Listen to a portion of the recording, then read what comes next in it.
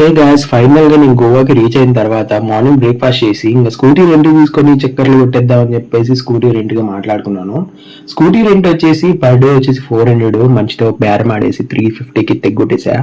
And scooty తీసుకునేటప్పుడు జాగ్రత్త guys, మనం స్కూటీ చుట్టుపక్కలంతా వీడియో తీసుకుని అండ్ పెట్రోల్ కూడా ఎంత కొట్టించాడో అంత మనం వీడియో కూడా రికార్డ్ చేసుకోవాలి. చేసుకున్న తర్వాత నేను అలా స్కూటీ తీసుకొని ఫైనల్ గా రూమ్ కి వచ్చి రూమ్ మొత్తం చూసుకున్న తర్వాత రూమ్ వచ్చేసి 800 పడింది.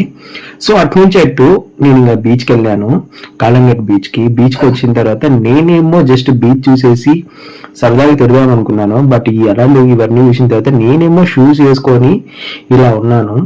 ఇట్లా కాదులే అనేసి షూ అంతా పక్కన పెట్టేసి మళ్ళీ ఒట్టి కాళ్ళతో బీచ్ లో అలల్ని ఎంజాయ్ చేద్దామని చెప్పేసి మళ్ళీ వాటర్ లో దిగడం జరిగింది.